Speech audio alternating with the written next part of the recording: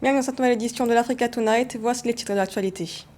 L'Algérie et le Maroc sont appelés au dialogue alors que l'Algérie rompt ses relations diplomatiques avec le Maroc. Le monde arabe appelle au calme et à une résolution des divergences entre les deux pays. Au Bénin, le secteur postal confronté au défi du numérique, le gouvernement envisage de transformer le secteur postal afin d'assurer de meilleurs services postaux.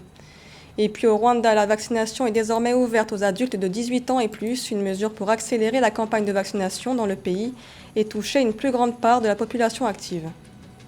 Mais d'abord, la mission de l'Union africaine en Somalie se poursuit. L'Union africaine et le gouvernement somalien ont signé un accord pour étendre le mandat de l'AMISOM sous un format modifié et pour une durée limitée. La force en vigueur depuis 2007 devait s'achever fin 2021. L'accord intervient alors que la Somalie avait rejeté toutes les options de l'Union africaine pour la suite de la mission. L'objectif sera d'amorcer une transition afin de permettre à terme aux troupes somaliennes d'assurer la sécurité de leur pays et mener à un départ de l'AMISOM qui comprend plus de 19 000 soldats. Les appels au dialogue entre l'Algérie et le Maroc se multiplient dans le monde arabe après la décision le 24 août de l'Algérie de rompre les relations diplomatiques avec le royaume chérifien. Les deux pays sont invités à résoudre leur crise afin de prioriser la sécurité et la paix dans leurs pays respectifs. Marie-Raphaël Antolo. Dans l'optique de résoudre les mésententes qui prévalent entre l'Algérie et le Maroc, l'Organisation de la coopération islamique, la Ligue arabe et d'autres pays frères ont appelé les deux parties au dialogue le 25 août 2021. Les deux pays ont par ailleurs été exhortés par la coopération islamique à faire preuve de retenue et d'éviter toute autre escalade. Concernant l'historique d'une rupture de relations diplomatiques entre deux voisins, on a là un précédent malheureusement qui risque de ternir davantage les relations entre l'Algérie et le Maroc. Il y a une chose qu'il faut noter, c'est que tout ça est dû à de nombreuses provocations qui sont récentes et qui ont, j'allais dire, fait déborder le vase, notamment l'affaire Pegasus et le rapprochement avec Israël et les nombreux commentaires qui ont été faits et qui mettent l'Algérie dans une position, j'ai envie de dire, assez délicate vis-à-vis de son voisin. Pour le ministre saoudien des Affaires étrangères, les deux parties doivent d'abord prioriser leur stabilité et leur sécurité intérieure. D'après la source, le dialogue et la diplomatie sont les voies les plus sûres capables d'ouvrir un nouveau chapitre dans leurs rapports bilatéraux. Le Maroc et l'Algérie sont priés par leurs pays frères et voisins de revenir aux fondamentaux, principes et objectifs communs qui ont mené à la création de l'Union du Maghreb arabe. Les pays arabes appellent au dialogue puisque c'est le Maghreb et l'Union du Maghreb qui est menacée. Donc oui, effectivement, ça révèle quelque chose qui est un précédent et qui marquera, je pense, les relations entre l'Algérie et le Maroc, mais peut-être comme un élément fondateur d'un dialogue sain, serein, qui doit être entrepris entre les deux pays et qui doit enfin sortir, en tout cas politiquement et diplomatiquement, le Maghreb de cette sclérose, j'ai envie de dire. Après des mois de tension, l'Algérie a annoncé le 24 août dernier la rupture de ses relations diplomatiques avec son voisin marocain, invoquant des actes hostiles incessants. Pour des experts, les mésententes entre les deux nations maghrébines proviennent essentiellement de l'épineux dossier du Sahara occidental. Et dans l'actualité également au Maroc, la campagne pour les élections législatives régionales et communales a débuté ce jeudi 26 août. 18 millions de Marocains seront appelés aux urnes pour ces 3 scrutins. La campagne se tient dans le contexte inédit de la pandémie de Covid-19, sans les grands meetings politiques et les rassemblements de plus de 25 personnes. Ces scrutins sont décisifs pour l'avenir du parti islamiste marocain à la tête de l'actuelle coalition gouvernementale. La deuxième force politique du pays, le parti Authenticité et Modernité, est aussi en compétition pour remporter le scrutin. Au Bénin, le gouvernement envisage de transformer le secteur postal en modernisant la Poste Bénin. À l'ère du numérique, le secteur postal et télécom est en pleine mutation dans le monde et aussi en Afrique. L'objectif pour le Bénin est d'assurer de meilleurs services postaux. Reportage de Lev Siono. Au Bénin, 17 opérateurs dont la Poste du Bénin SA assurent la desserte au plan national et international. Autrefois gangrénée par l'informel, l'autorité de régulation des communications électroniques et de la poste du Bénin, ARCEP Bénin, a mis en œuvre des outils de régulation pour assurer de meilleurs services postaux et une formalisation des opérateurs. Ce, en vue de renforcer le tissu économique. Nous sommes arrivés donc à formaliser un certain nombre d'opérateurs informels. Et pour cette année seulement, je peux dire que une bonne demi-douzaine ont déjà été formalisés, donc qui opèrent librement. Et nous sommes en train de travailler avec d'autres pour le faire. Pour l'heure, 20% des opérateurs de services postaux se sont formalisés.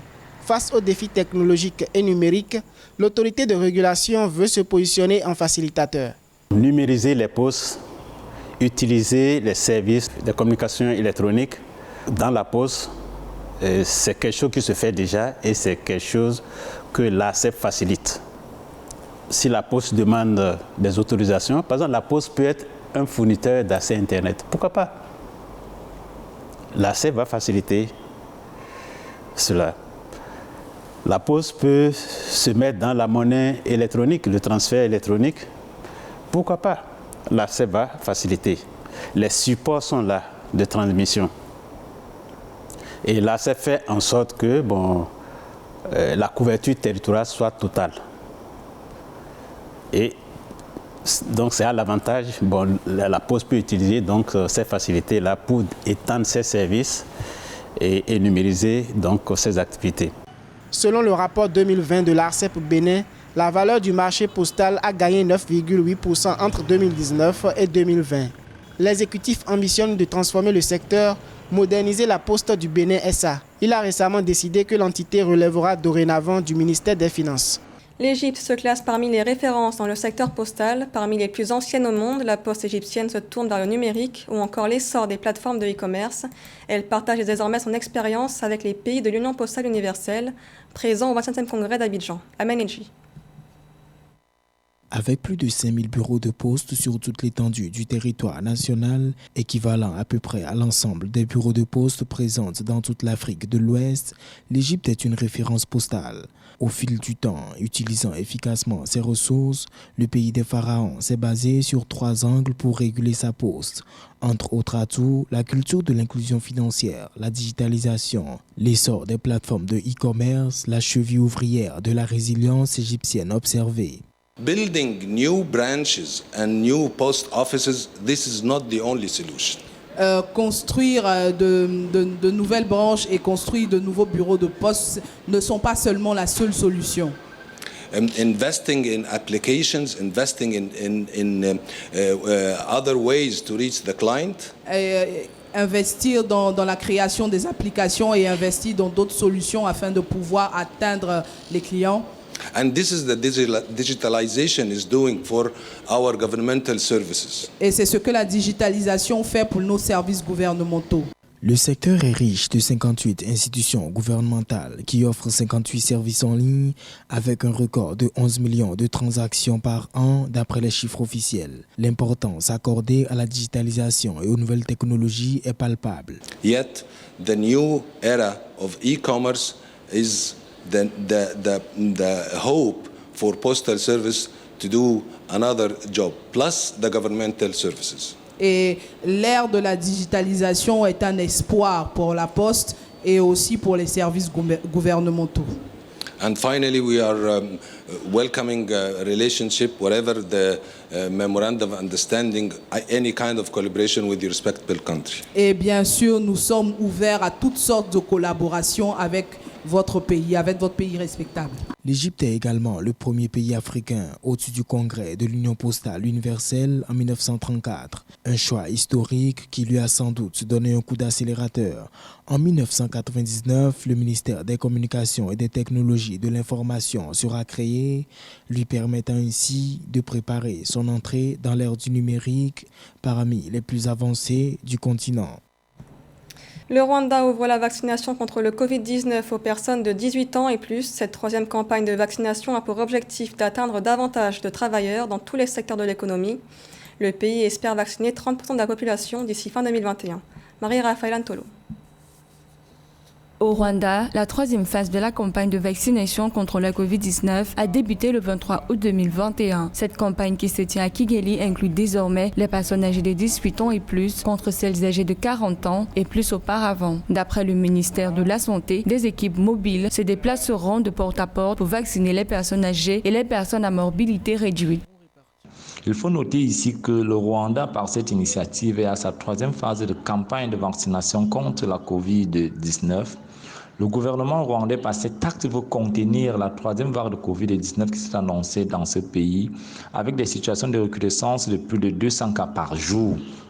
Cette action gouvernementale est à respecter. Elle va permettre au pays de lever le confinement et le couvre-feu, de permettre aux uns et aux autres de vaquer à leurs occupations et surtout au niveau économique, de permettre le déroulement des activités dans la ville de Kigali.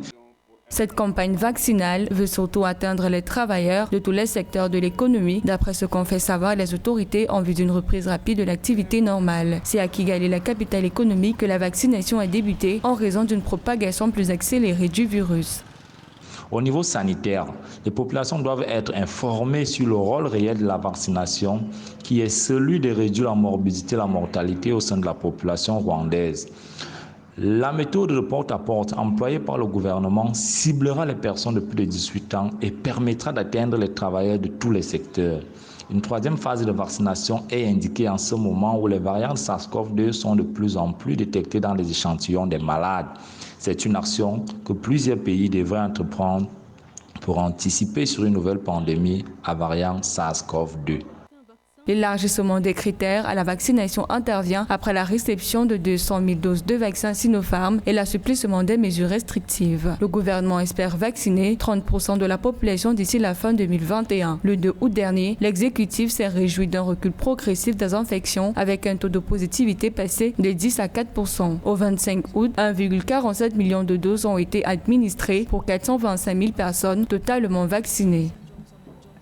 Au Cameroun, à l'approche de la rentrée scolaire prévue le 6 septembre prochain, l'affluence dans les commerces et les librairies se fait encore attendre, une rentrée qui s'annonce moins fructueuse pour leur activité. Les commerçants espèrent toutefois un regain d'activité dans les prochains jours. Thierry Ndassin. La ville de Douala vibre de plus en plus au rythme de la rentrée scolaire 2021-2022, prévue pour le 6 septembre prochain.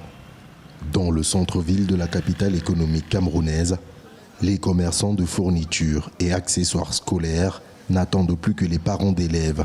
Rendus à 2 semaines du début de la rentrée académique, ces derniers ne se bousculent pas encore dans les lieux de vente. C'est tout au long de cette semaine que nous verrons comment se porte vraiment le marché. Parce que la rentrée est quand même la semaine prochaine. Donc maintenant, les parents font encore l'effort d'acheter les sacs, les gourdes et certains accessoires.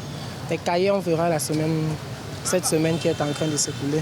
C'est toujours très très lent au début. Pour démarrer, il faut que les enfants commencent même déjà à aller à l'école pour que les choses commencent à aller un peu plus bien.